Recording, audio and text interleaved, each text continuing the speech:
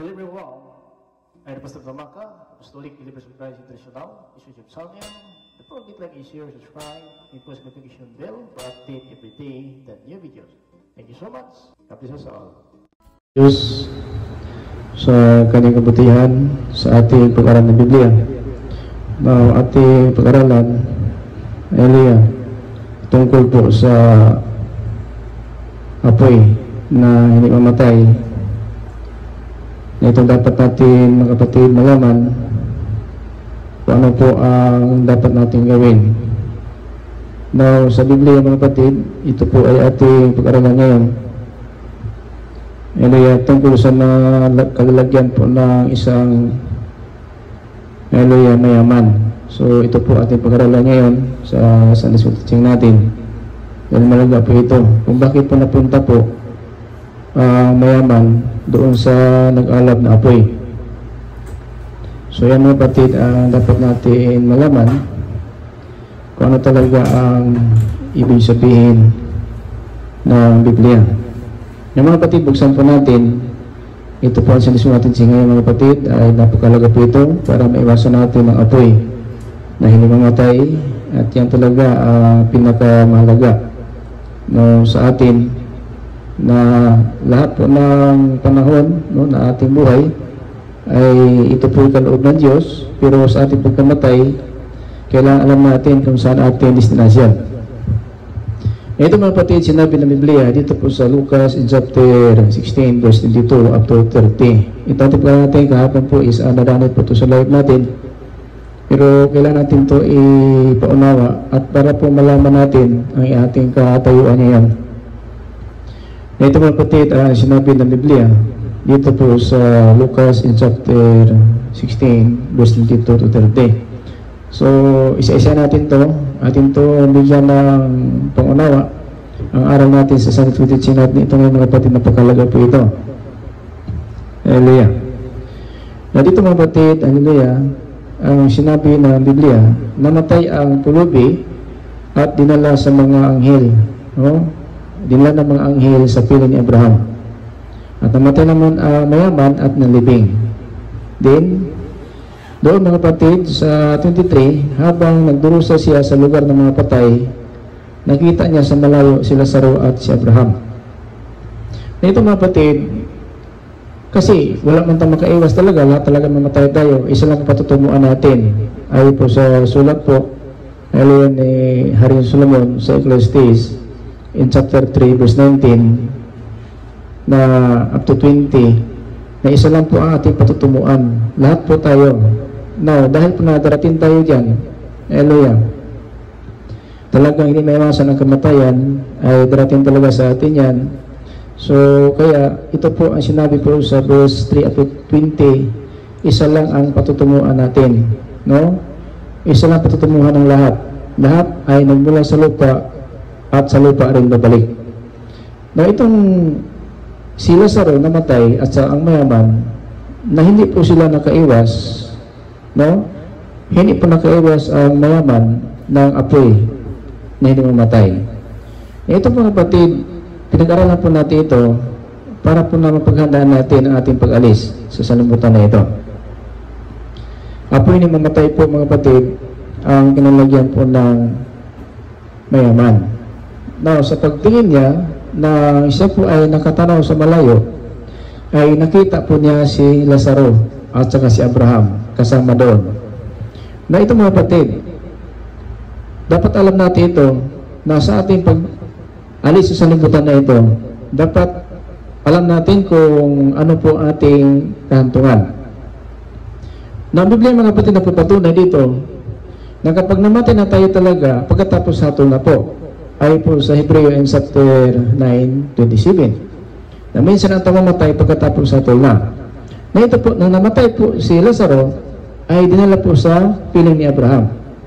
Na ang mayaman naman, nandun siya sa nag-alab na apoy, sa verse 24. Kaya tumawag siya ang mga Abraham, mawa kayo sa akin, at utusan po ninyo si Lazaro na isawsaw ang daliri niya sa tubig at ipatak sa dila ko para lumamig-lamig ang pakiramdam ko dahil hirap na ako dito sa apoy. Na ito mga kapatid ang dapat malaman natin. Paano maiwasan natin ang apoy na ito? Mantala tayo ngayon na dito sa libutan, buhay pa tayo, ay ito po ay binigay po ng Panginoon sa atin na aral para po na tayo talaga ay mayroon malaman.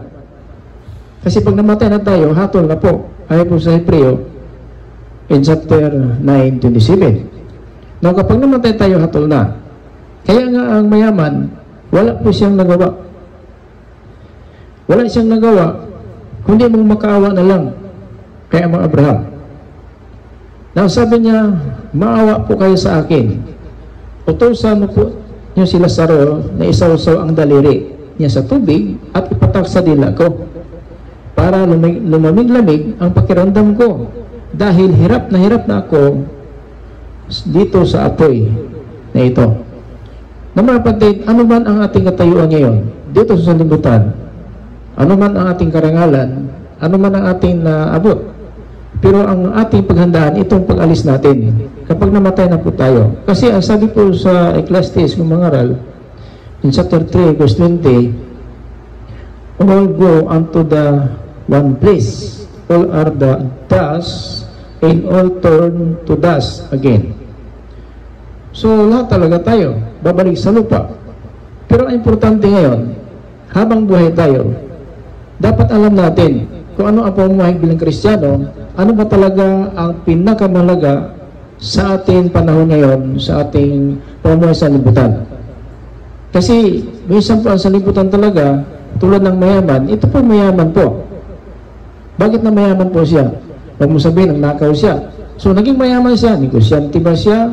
Marami siyang negosyo, marami siyang paraan sa hanap buhay niya, kaya na mayaman po. So si Lazaro naman, na isang pulubi, na kahit siya'y pulubi talaga, dito sa lupa, halos bumuo ng mayaman ay hindi niya makain kasi may aso pa po sa ilalim ng misa.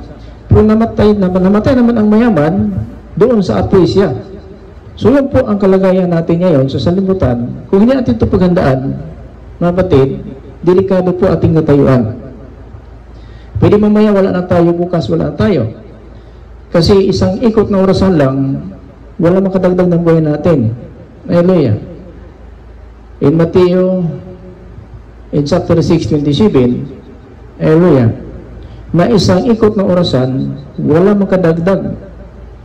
Wala makadagdag ng buhay natin. Sa 6:27, sabi dito ni Apostol Mateo, sino sa inyo makapaghapa-haba ng kanyang buhay kahit isang saglit sa magitan ng pag-alala?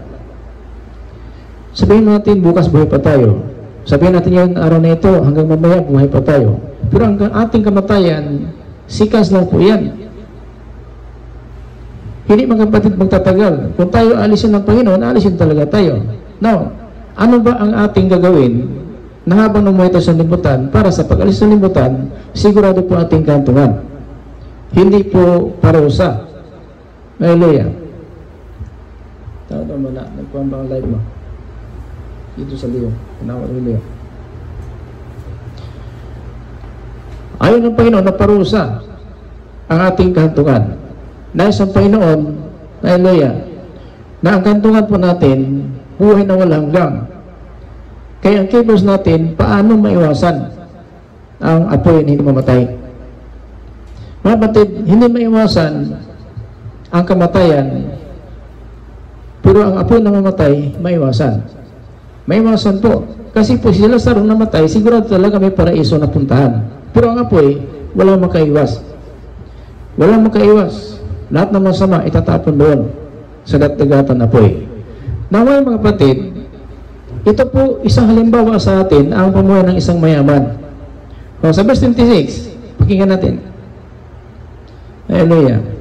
Pero sumagot si Abraham, anak, alalahanin mo noon nabubuhay ka pa sa lupa, ay mabuti ang kalagayan mo, pero si Lazarus ay hirap na hirap. Ngayon naman, ay inaalyo siya rito at ikaw naman ang naghihirap. No? So mga kapatid, ganito po ang ating katayuan. Ganito ang kalagayan natin habang buhay tayo. May nakahanda na po na apoy, mayroon namang paraiso. Now, sa panahon ni Moises, nagmula po kay Abraham hanggang kay Moises, may paraiso talaga ng kaluluwa. At meron talaga nakahanda din na tinatawag apoy kung Hades. So, pag namatay ng mayaman doon sa Hades, namatay si Lazaro, nandoon sinapupunan ni Abraham. So, pag namatay po ang mga propeta at mga banal ng Diyos, nandoon din sa kasama ni Abraham. Kasi si Abraham, yun po ang paraiso ng kaluluwa na kanyang kinalagyan. At nandoon din ang kasama si Lazaro. Confirm sa Biblia. Wala pa sinabi, pastor doon, may pari ba doon sa sinapunan ni Abraham? Wala po. Si Lazaro lang po pinuntahan ng Biblia. At yung isa, na isang kriminal, na pinangakuhan ng Panginoon sa Lucas 23 in verse 43. Ang sabi ng Panginoon, ngayon, ikasama kita sa paraiso.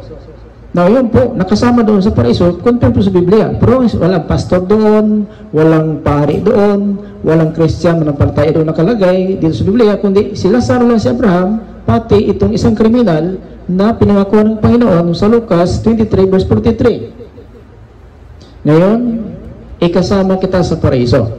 So yun, ang sabi ng Panginoon sa Mateo 12:40 na kung si Jonas 3 araw, 3 gabi sa tiyan ng dabuhan ng isda, ang anak ng tao 3 araw, 3 gabi sa pinakailalim ng lupa. So yun po ang purpose na paroon ang Panginoon Kristo sa ilalim ng lupa para maparating ang magandang balita doon sa mga kaluluwa na nakakulong. Ito po sinabi ni Apostol Pedro sa 1 Peter chapter 4 verse 6. Pakinggan natin. Ang sabi ito ni Apostol Pedro, ito ang dahilan kung bakit ipinangaral ang magandang balita sa mga taong patay na.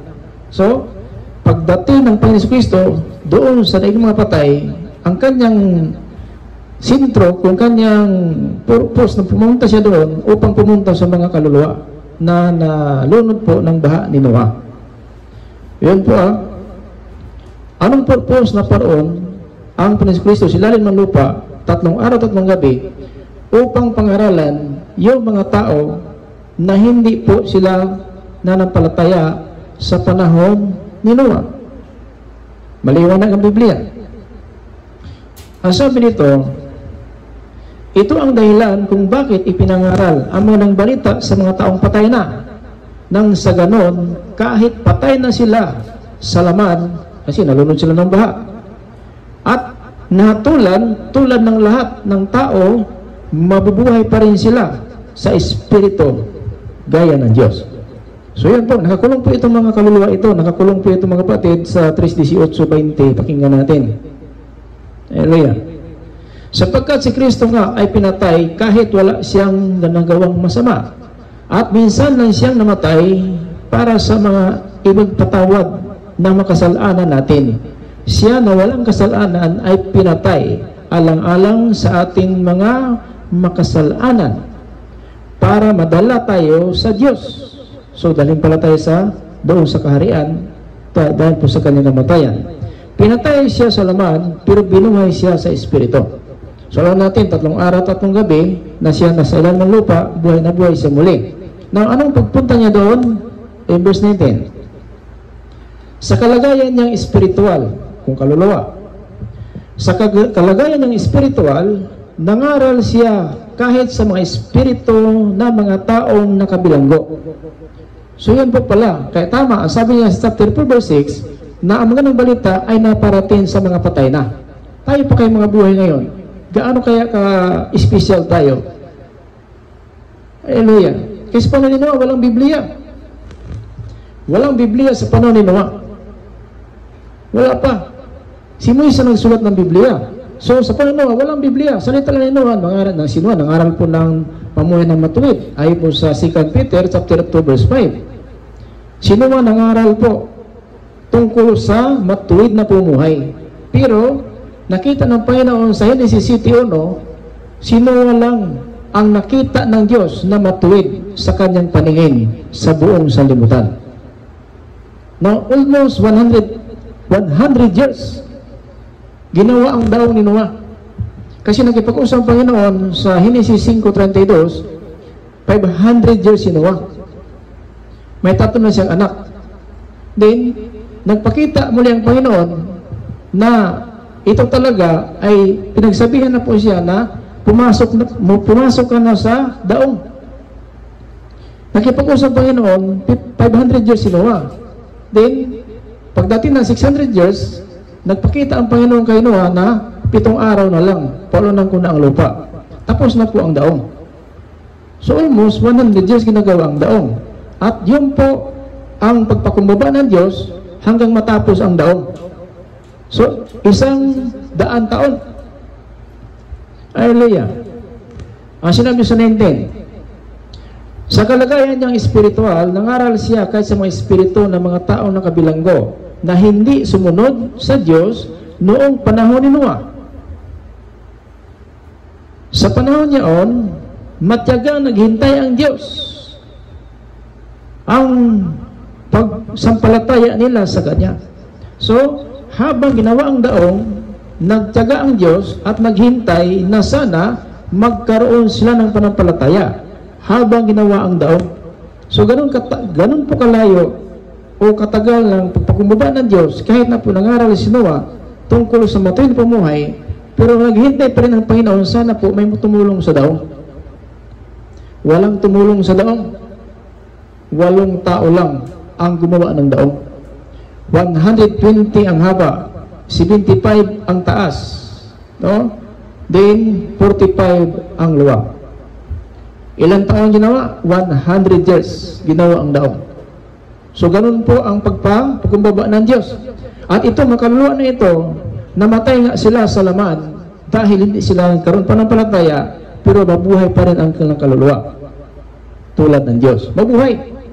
So ito na po ang huling pagkabuhay, nahatulan na po ng Diyos ang lahat ng tao. Mabuti pa yun sila. May pag-asa pang mabuhay. Nakakulong na sila. Akala nila wala ng pag-asa kasi namatay ng baha, nalubos talaga sila, lunod talaga sila. Pero ang kaluluwa nila, doon sa ilalim ng lupa, nakakulong. Nakakulong po sila doon. Na tinatawag daigdig ng mga patay. Nakakulong sila doon. Yung po pinuntahan ng Panginoon Kristo para pangaralan po sila. Hallelujah.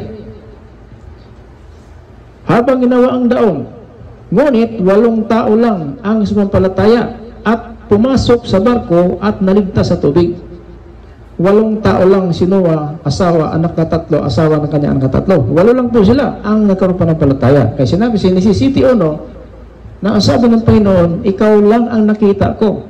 Sa lahat ng tao sa buong sanlibutan, ikaw lang nakita kong matuwid.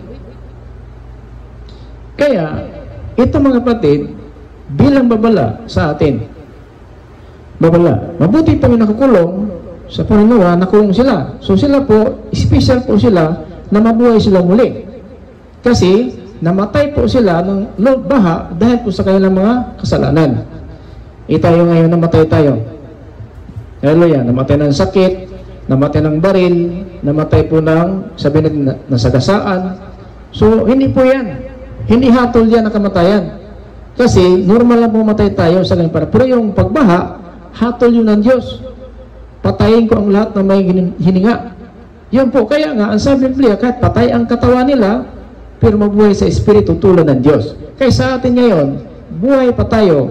Pero ang pumuhay natin, mga kapatid, mas delikado. Kasi, namatay tayo ng sakit, namatay tayo ng sagasaan, namatay ng baril tayo, namatay. Hindi po yun ang hatol. Hindi hatol yun. Maliban lang kung pinatay ka ng sila elektrika. Kung ikaw pa hatol, bitay ka, sutulan ng kriminal, sa taas ng cross, talagang nabitay siya sa cross, nabitay siya sa taas ng cross, namatay siya, ayun, kung pinakakuha ng Panginoon, ikasama kita sa paraiso dahil namatay ang kriminal sa kanya nagawang kasalanan. Kung mamatay ka ng sakit, mamatay ka na sa kasaan, mamatay ka na nabaril ka, hatol ba yun? Hindi po. Hindi hatol yun. Kasi, yun po ay kalooban ng sabihin natin kapanahonan na ikaw po ay nasagasaan, yan talaga ay masagasaan ka. Iba ang hinatol na tulad ng isang kriminal na pako sa cross. Bakit? Dahil sa ganong kasalanan. Kaya si Kristo napako sa cross dahil po sa ating mga kasalanan. Now, yan po ay dinaan natin sa ating aral ngayon para malaman natin na mabuti pa yung panahon ni Noah, lahat nalunod ng tubig, may pag-asa mabuhay. Sabi na Apostol Pedro, dito mga kapatid sa 4:6, sa 1 Pedro, ito ang dahilan kung bakit ipinangaral ang magandang balita sa mga taong patay na. Nang ganon, kahit patay na sila sa laman at nahatulan na tulad ng lahat ng mga tao, mabubuhay pa rin sila sa Espiritu, gaya ng Diyos. Mabuti pa yun sila. May pag-asa pa ng buhay. Tayo ngayon, umaasa lang tayo. Pero ang totoo, walang maasahan. Kasi ang ugali natin, ang pamuhay natin sa limutan, hindi po tayo maging perfect dahil po sa pamuhay natin na hindi po natin nagawa kung ano ang kalooban ng Diyos. Napo tayo sa kapwa natin, napo tayo sa kaaway, hindi natin iniibig ating kapwa. So yun, marami po ang something sa ating panahon ngayon. Yung panahon ni Noah, kung tumulong sila sa daong, mga kapatid, makasakay sila sa daong. Kasi ang tumulong sa daong ay ibig sabihin na nampalataya sila sa babala ng Diyos. Pero 8 tao lang sila. Hallelujah. 8 tao lang sila nagkaroon ng pananampalataya. Yun po sinabi ng Biblia. Hallelujah. Sa 3:19. 8 tao lang sila nagkaroon ng pananampalataya. Kaya, napakahalaga mga kapatid na itong ating panahon ngayon, huwag natin tularan ang isang mayaman. Mayaman niya siya. Pero nang namatay ang mayaman, hallelujah, mayaman niya siya. Pero ang problema, kahit na po mayroon siyang kayamanan, hindi siya naligtas sa apoy. No? So, ganun talaga, no? So, dapat natin paghalagaan ito. Kasi ang kamatayan natin, hindi po natin alam. Kasi ang Diyos na po nakaalam kung kailan tayo alisin. Pakinggan natin mga batid ang Biblia sa Psalms 90 verse 3. Ito po sinabi ng Biblia. Sa 90 verse 3, dito po sa Psalms. Pakinggan natin ang sinabi ng Panginoon. Kayo ang nagpapasya kung kailan mamatay ang isang tao. Binabalik niyo siya sa lupa dahil sa lupa siya nagmula. Yun po ha. So ang sabi ng Biblia, kayo ang nagpapasya kung kailan mamatay ang tao. Ibabalik niyo siya sa lupa dahil sa lupa siya nagmula. So yan po ha, maliwanag po ang Biblia, ang Diyos na nagpapasya kailan mamatay ang tao. Minsan sinabi na iba, masamang damo kasi yan, kaya matagal namatay. Kalooban ng Diyos na talagang matagal pa siya. Hindi pa siya namatay. Kasi biblikal natin, ang sinabi po sa John 21 verse 22, ang sabi ng Panginoon kay Pedro, Pedro, kung nais ko, hanggang sa aking pagbabalik, buhay pa siya. Ano ang sayo? Sumunod ka lang sa akin. So kaya, huwag tayo mawala ng pag-asa. Habang buhay tayo, maglingkod at iwasan na po natin ang masama na pamuhay. Kasi, ang kasamaan ng tao, yan po ang naghatid sa atin sa kapahamakan. Kasi ating pagka-Christian, sabi natin, pastor ako, Christian ako, may panampalataya ako, hanggang lang po dyan. Pero ugali natin, walang pagbabago. Masama pa rin. No? Kaliwat kanan, tawag, kaliwat kanan, tawag, kaliwat kanan, tawag. Kahit ano naman sinasabi, kahit hindi po nila nakakabuti sabihin, sinasabi pa rin. At ang ibang tao tinitingnan, at ang kanyang sarili, ay hindi po niya natingnan kung anong pamuhay niya sa Panginoon. Hindi po pwede ganyan na lang ating pag-asa. Umasa ng kaligtasan, pero at ba Christian, hindi mapagkinabangan. Bakit? Sa pagsimba, ligtas ka? Sa pagkinig mo salita, ligtas ka? Hindi po. Hindi lahat. Sapagkat sinabi sa Marcos 7:6. Anong sinabi Biblia? Hallelujah. Tama ang pagkasulat ni Propeta Isaias sa mga taong ito. Pinupuri nila ako sa kanilang bibig. Ngunit, malayo sa akin ang kanilang mga puso. Nga pinupuri daw. Amen, praise the Lord. Amen, praise the Lord. Amen, pastor. Hallelujah, praise the Lord. Hanggang lang po. Pero ang sabi ng Panginoon, ngunit ang kanilang puso malayo sa akin. So, kaya, hindi naman natin hindi masisi. Paglabas ng simbahan, pagdating sa bahay, sa kapitbahay nakatingin, sa ibang tao nakatingin, galing sa simbahan. O, diba? So, ang sabi ng Panginoon, tama ang pagkasulat ni Propeta Isaias sa mga taong ito. Marcos 7:6, pakinggan natin. Ito po, dahil naman ikaw nagsamba palagi, ligtas ka na?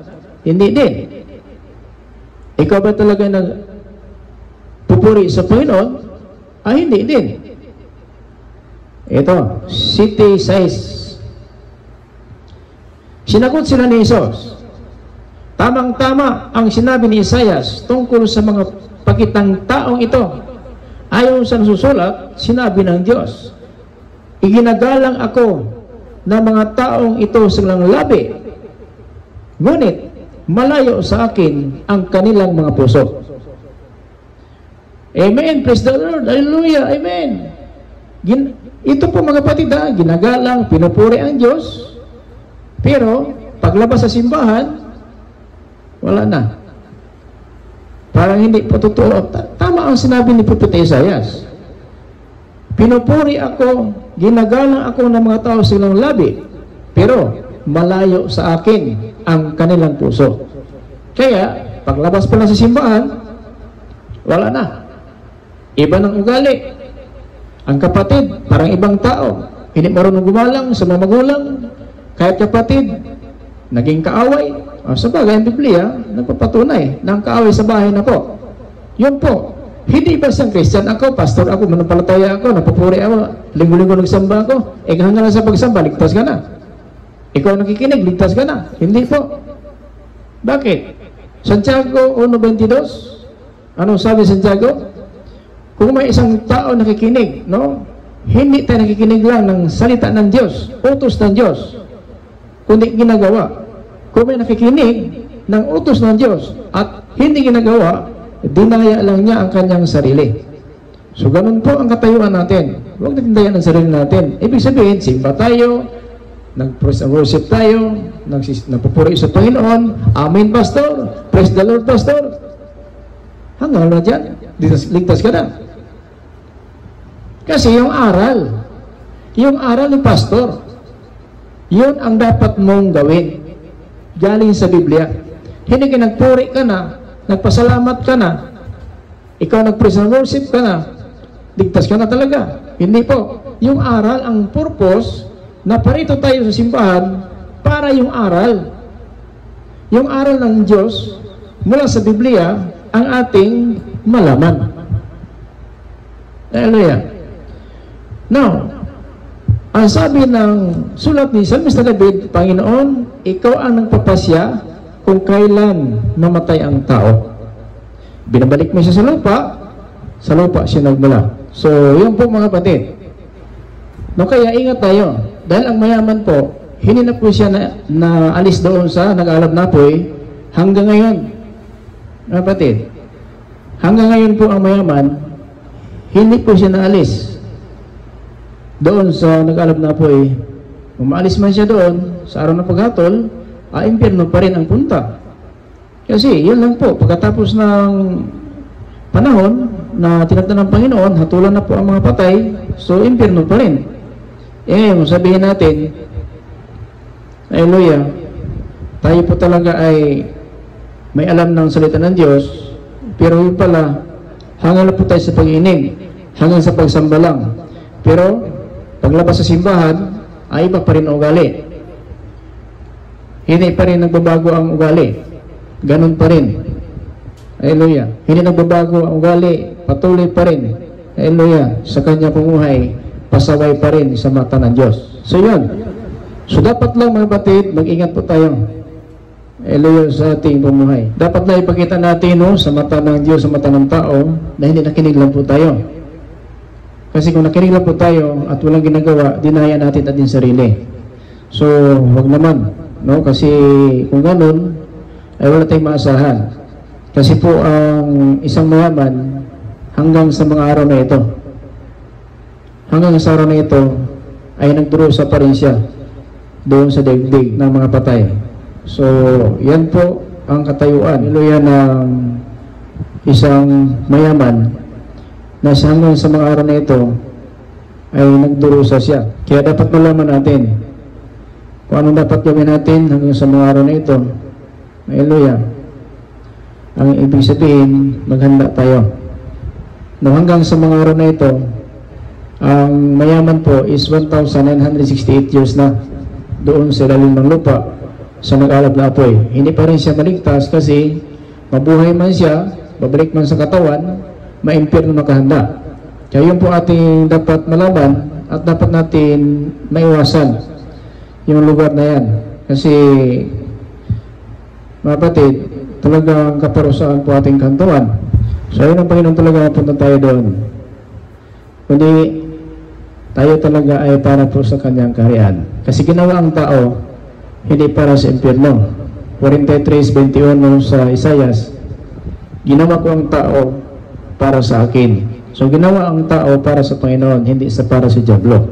Kasi mapunta ka sa impyerno o sa diablo ka na talaga. So ginawa ang tao para sa Diyos, hindi para sa diablo. Isaiah 43:21, pakinggan natin. Ang sabi ni Propeta Isaias sa 43:21. Ganito po ang sinabi ng Biblia. Sila mga taong linikha ko para sa akin at para magpupuri sa akin. So ang purpose pala, ginawa ang tao para sa Diyos at magpupuri sa Diyos. So yun po mga kapatid, bakit po ang mayaman nakapunta po sa nag-alab na apoy? Dahil po mga kapatid, wala po siyang panahon sa Panginoon habang sila buhay. Ito po sinasabi sa Hallelujah 16:28-29-30. Hallelujah. Sinabi ito, para bigyan na babala ang 5 kong kapatid na lalaki tungkol sa lugar na ito ng paghihirap nang hindi sila mapunta rito. 28. Sumagot si Abraham, nasa kanila na ang sinulat ni Moises at ng mga propeta, dapat nilang pakinggan ang mga iyon. Sumagot ang mayaman sa 30. Sumagot ang mayaman, hindi po sila makinig doon, amang Abraham. So ibig sabihin, ang buhay pa ang mayaman, wala silang panahon sa Panginoon. Tulad ng linggo, pagsamba. Bakit nagsamba tayo? Magpuri sa Panginoon at makinig tayo ng aral. Galing po sa sulat ng mga apostol. Itong Biblia, pinabasa po natin ito para po talaga ay malaman natin kung ano talaga ang nararapat na pamumuhay natin. So ito po ang mayaman, bakit napunta sa apoy na mamatay, wala pala silang panahon sa Panginoon na siya nabubuhay pa. Kasi 5 kapatid niya, pinatunayan niya sa harapan ni Abraham, ang sabi niya, hindi po sila makinig ang mga Abraham. Sumagot ang mayaman, hindi po sila makikinig doon ang mga Abraham. Pero kung may mga patay na mabubuhay, pupunta sa kanila, magsisisi ang mga iyon. So kung may mga patay daw na magpunta doon sa kanila, magsisisi sila. Now, itong salita ng Panginoon, hallelujah, nabigay sa mga apostol na siya muling mabuhay ng pagdating ng 3 araw, 3 gabi, nabuhay muli ang Panginoon. At ito naman, hallelujah, nag-iwan sa atin ng aral. Na ngayon, ang sabi ng kaluluwa, pero kung may mabuhay ng mga patay na pupunta sa kanila, magsisi sila. Na ang Panginoon Kristo, 3 araw, 3 gabi, galing po sa lupa. Muli na siyang nabuhay. Ngayon, itong salita ngayon na ating binabasa, itong pinangaral natin na salita ng Diyos, ito po yung salita ng ating Panginoon Kristo sa mga apostol. Ngayon, nagsisi na ba tayo? Kasi ang kaluluwa, kapag may patay daw na babalik dito sa lupa at mangaral, magsisi sila. Alam naman natin si Kristo po, nabuhay na 3 araw. Nabuhay. At nag-iwan siya ng salita sa mga apostol para turuan tayo. Ayon po sa Mateo 28:19, magsiparoong kayo sa buong bansa at turuan ninyo ang lahat at bautismuhan sila sa pangalan ng Ama, ng Anak at ng Espiritu Santo. So yun po ang aral. Kaya pinangaralan tayo ngayon para talaga tayo, hallelujah, ay makakaalam sa tamang pamumuhay. Kasi ang mayaman, hindi na po siya nabago hanggang sa ngayon, mga kapatid, almost is 1,968 years from 56 AD. Sumulat po si Lucas, mga kapatid, tanda po natin, sumulat na po si Lucas 56 AD. Ngayon, equivalent natin, kung i-divide natin, ngayon 2024, ilang taon na po ang mayaman doon sa Naab na apoy? Is 1,968 years. Kaya mo yun. Hanggang ngayon, yung mayaman, nandun sa daog na apoy.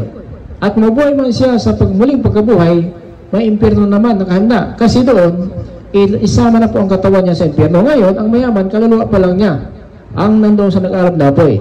Pero sa muling pagkabuhay, isasama na ang katawan at kaluluwa doon na po sa impyerno. Iba ang Hades, iba ang impyerno. Ang Hades, nag-aalab na apoy. Ang impyerno, lake of fire. Yun na po ang itapon na po doon sa impyerno ang katawan at kaluluwa. Ayon po sa Mateo 10:28, ang sabi ng Espiritu sa mga apostol, sa mga tagasunod niya o mga Hudyo, huwag niyong katakutan ang tao na kayang pumatay ng katawan at hindi nila kaya patayin ang kaluluwa. Yung katakutan ninyo, yung Diyos na kayang magpuksa ng katawan at kaluluwa doon sa impyerno. So yan pala ang dapat katakutan natin. No? Ang Diyos. Huwag kang matakot sa tao. Pagbantaan man tayo, patayin tayo ng tao, ang apostoles, kapatayan, hindi po sila umayaw. Lagari, pinugutan ng ulo, pinako sa cross. So marami po ang mga panahon ng mga apostol na paano sila pinatay. Hindi po basta-basta. Lagari, pinutulan ng ulo, binitay sa kahoy. Si Apostol Pablo, ilang beses siya na sabihin natin, siya po ay kinalagkad at siya din ay binato. Si Apostol Pablo naman ay ilang labod? 39 times 5. 39 times 5 ang bunal kung sabihin natin palo na naramdaman ni Apostol Pablo. 39 times 5. Hallelujah. 195 ang bunal na naranasan ni Apostol Pablo. Ngayon sa atin, kumbiyansa kasi tayo. Ang mayaman, ang ganon. Walang panahon sa Panginoon. At tingnan mo na ano nangyari sa kanya. Sumagot siya. Sumagot ang mayaman. Hindi po sila makikinig ang mga Abraham. Pero kung may patay na muling mabuhay, magpunta sa kanila, magsisisi ang mga iyon.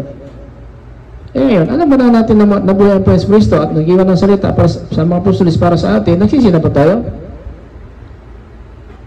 Wala. Pero ang kaluluwa, sabi na, kung may patay na pupunta doon at pagsabihan, magsisi sila.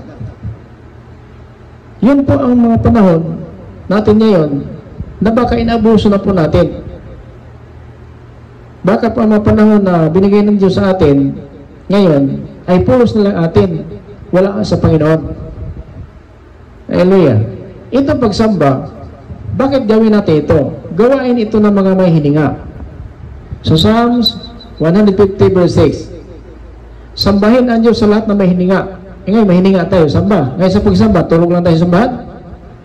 Matulog lang tayo? Hindi po. Sa pagsamba, ang aral po na nakinig tayo, ginagawa natin ng aral. Kasi Santiago 1:22, kung nakinig lang tayo ng utos ng Diyos, hindi ginagawa, dinaya natin sarili natin. So ganun din. Walang pagsamba pa rin kung sa paglabas sa simbahan, yung aral ng Diyos na tinuturo sa atin, baliwalain natin ito. Kaya nga, ang sabi ng Panginoon sa Mateo 12:31, lahat ng kasalanan ng tao mapatawad. Lahat. Anong klaseng kasalanan mo? Lahat. Mapatawad yan. Kasi ang purpose na matay ang Panginoon sa taas ng krus para mapatawad tayo. Kaya lang, sa ating katigasan ng puso at isipan, imbis kapatawaran ang ating makamtan, kapahamakan at parusa. Dahil, pinangaral na po. Kaya lang, kapag nagsamba ang tao, humihilig sa simbahan at binabaliwala ang aral, paglabas sa simbahan, yung ugali niya, ganun pa rin. Hindi ginagawa ang napakinggan. Hallelujah.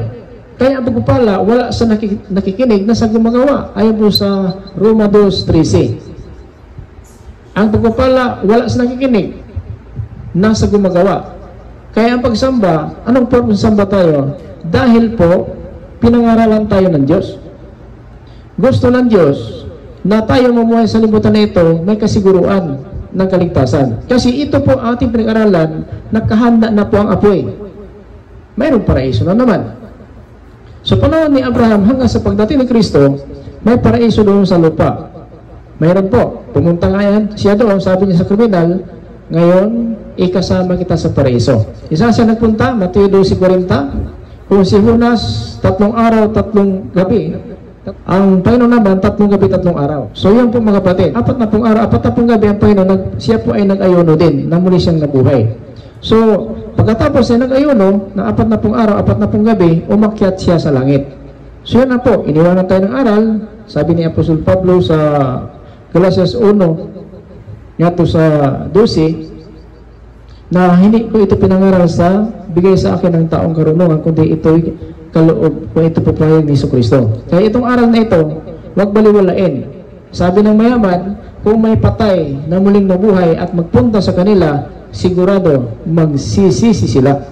Pero ngayon, alam naman natin itong sulat ng mga apostol, galing sa Jesucristo, muli siyang nabuhay mula sa mga patay, pero hindi po lahat nakikinig at may magawa dito. Kaya ang parusa din, ang pinangamatay, mapunta ng tao kapag baliwalain natin ito. Kasi ang sabi niya, hindi po sila makikinig doon ang mga Abraham. So, ibig sabihin, siya po ang nagpapatunay na nabuhay po pala ang mayaman, wala silang panahon na makinig ng salita ng Diyos. Brad, sister, simba tayo. Punta tayo simbahan, Brad, sister. Makinig tayo ng aral ng Diyos. Pastor, meron kaming lakad bukas, Pastor. Punta kami ng Osaka, punta kami ng Nagoya, punta kami ng doon sa Kuwana. Punta kami sa Bulaklakan, Pastor. Nakaano po kami. O mabuti pa yung lakad. Pero ang salita ng Diyos, inayawan talaga. Inayawan nila ang salita ng Diyos. So yan po ang dahilan kung bakit ang parusa ng Diyos, hallelujah, ay naranasan kaagad ng mayaman. Apoy na mamatay. Bakit? Wala kasi silang panahon. Wala silang panahon sa Panginoon. At ito po, babala lang po sa atin, baka tuluyan tayo dyan. Hallelujah, sa ating pamumuhay ngayon. Sinabi ng Banal na Aklat na hindi nakikinig lang po tayo, kundi gawin natin ating napakinggan. Para po ang parusa ay hindi natin maranasan. Kung hindi mga kapatid, ang buhay na walang hanggan po ang ating makamtan. Kasi mahirap na po, umaasa po tayo ng kaligtasan, umaasa tayo ng pagpapala, yung pala ay sumpa ang ating maranasan. So ayaw ng Diyos na gano'n na lamang ating pag-asa, ito pala mga kapatid, wala tayong maasahan. Kasi ating kaibigan, ito po ang dalawang kaluluwa nakalagay doon sa paraiso, si Abraham at saka si Lazaro, pero ang mayaman, doon siya sa nag-aalab na apoy. At ito mga kapatid, hindi maiwasan ng lahat na tulad ng isang mayaman, wala pala silang panahon sa Panginoon. Wala pala silang time, no, sa Panginoon. At yan po ang dahilan bakit napunta, hallelujah, ang mayaman doon sa apoy. Dahil ang sabi niya sa Lucas 16 and verse 30, sumagot ang mayaman, hindi po sila makikinig doon ang mga Abraham. So, totoo po, hindi daw makikinig kasi alam niya ang ugali ng kapatid niya at saka ama niya.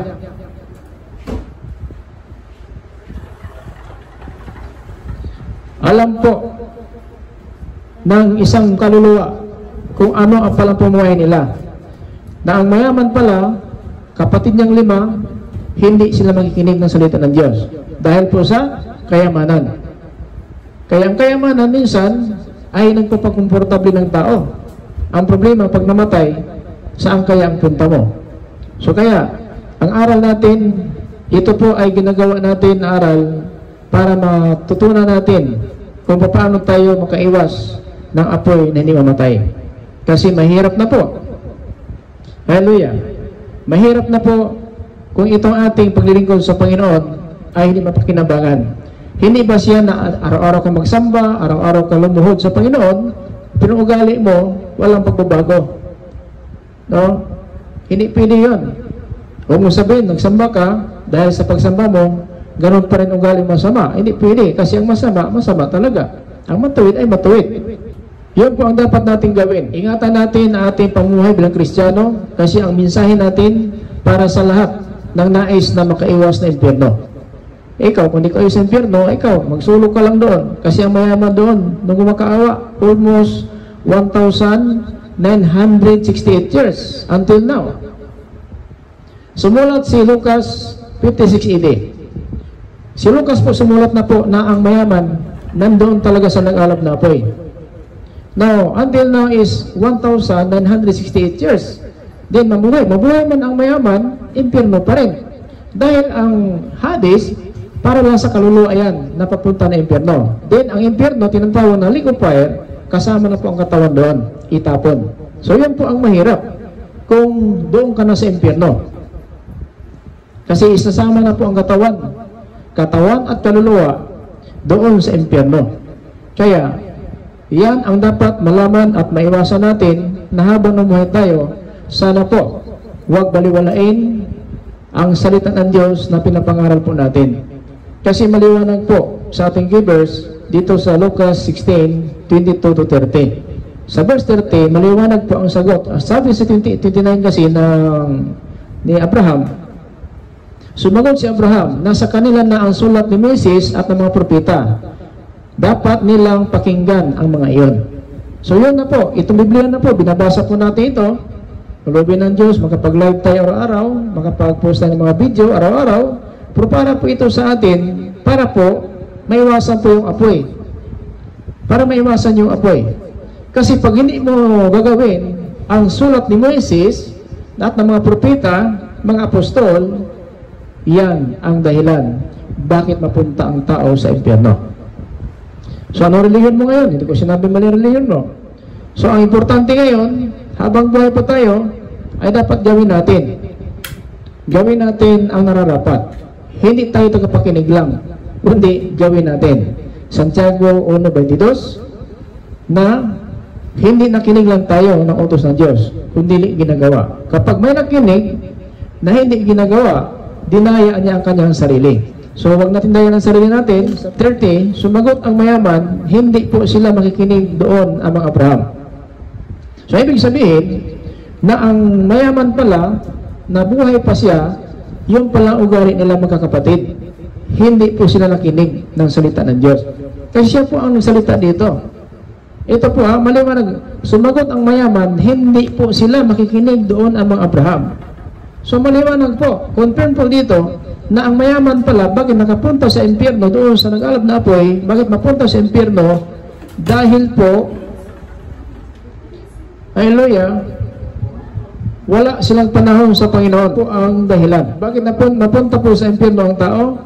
Kapag hindi po natin bigyan ng pagkataon ang Diyos. Kaya ito po, isang babala lang po sa atin. Sana po nakatulong po ito ating mag-aral ngayon sa ating Sunday School teaching.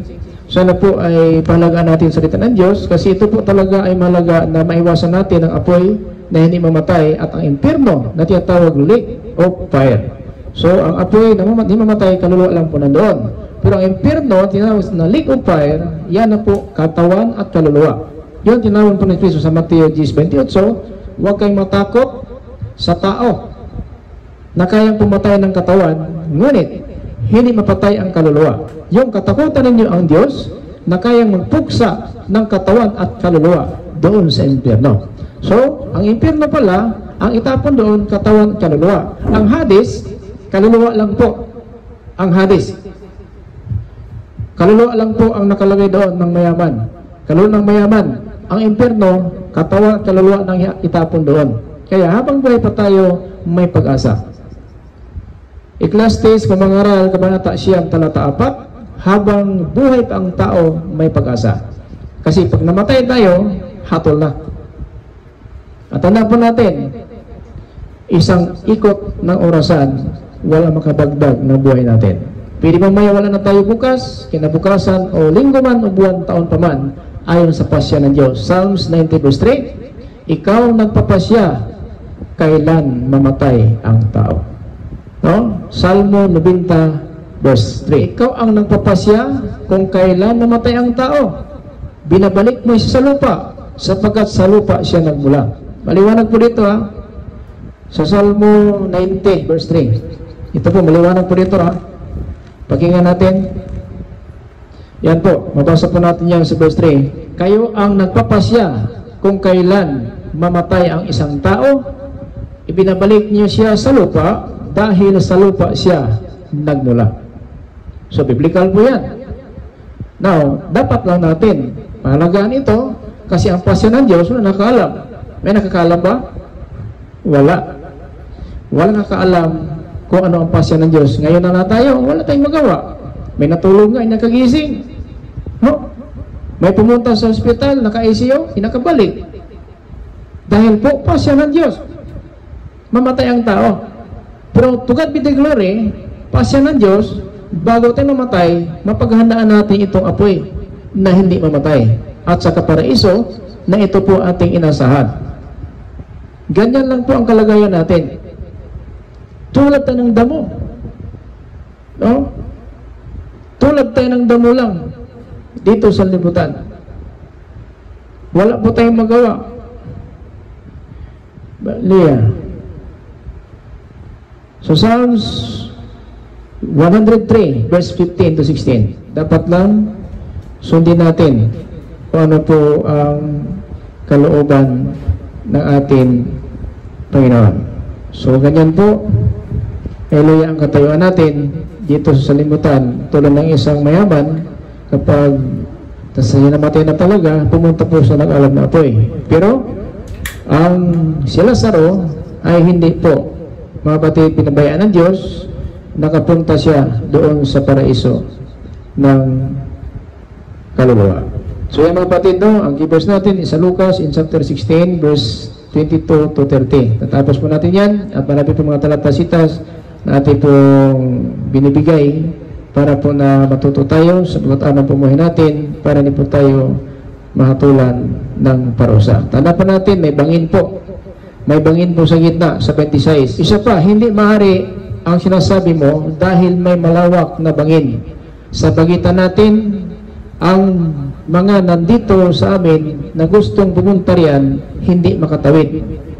At ang mga nariyan sa inyo ay hindi makatawid dito. So yun po ang kalagayan po ng ito, nag-alab na apoy at sa kaparaiso. May bangin sa gitna. Ito po isa pa may bangin. Ang sabi ito, isa pa, hindi maaari ang sinasabi mo kasi nanghingi po ang mayaman ng tubig. So hindi pwedeng mangyari ang sinabi mo sapagkat may bangin sa gitna. Na kapag namatay tayo, kung doon tayo mapunta sila ng lupa, buti lang kung doon ka sa kinalagyan ni Abraham, nandoon ka sa nag-alap na apoy. So wala ka nang magawa. Kasi ang Diyos po naglagay doon ng mga kaluluwa na para doon. At saka, ang paraiso ng kaluluwa, tulad ng mga nung namatay na, yung mga ano po natin, mga apo-apo natin, mga apo sa tuhod, yung mga ano po sila. So meron po doon pag-asa sila, may paraiso doon. Kaya lang, hindi alam kung sa paraiso ba talaga sila. Di ba ang kasabihan, naway sumasalangit na siya? May kasabihan po, nasa langit na. Ang problema kung saan ang langit.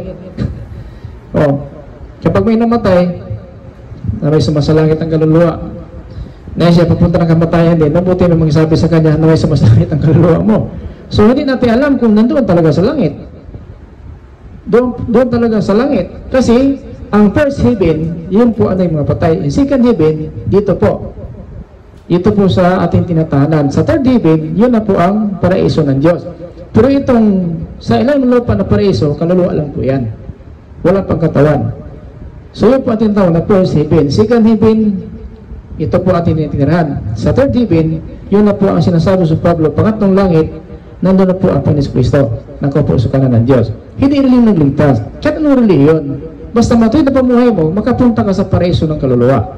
Pero kung masama pamuhay mo, doon ka sa lagyan ng mayaman, nag-alap na apoy. So yun po.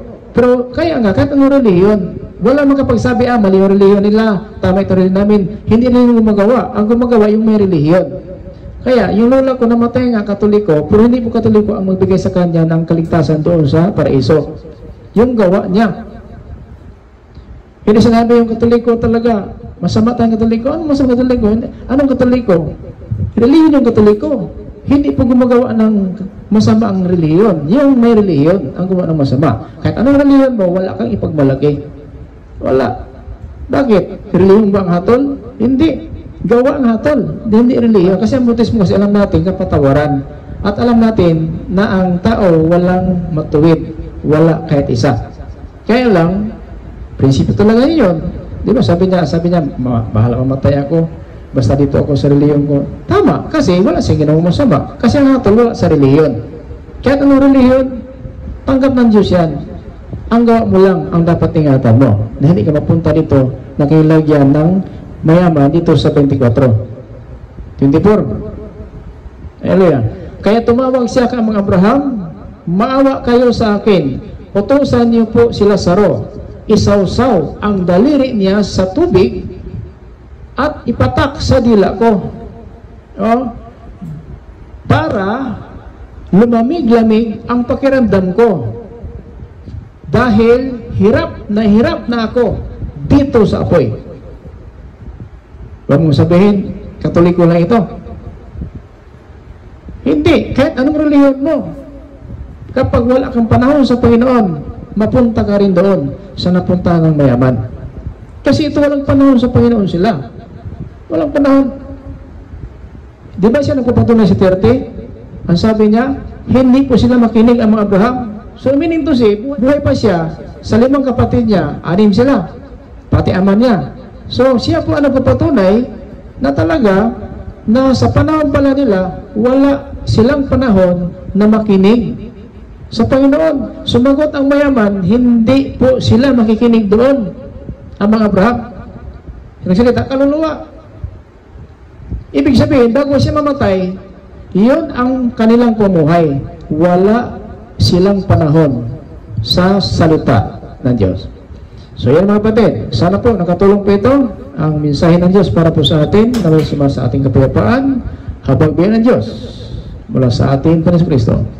Ito po lingkod kay Kristo Jesus, Pastor Tumaka, Apostolic Believers of Christ International. Sabi sa mga isa, grace, mercy, and peace be with us.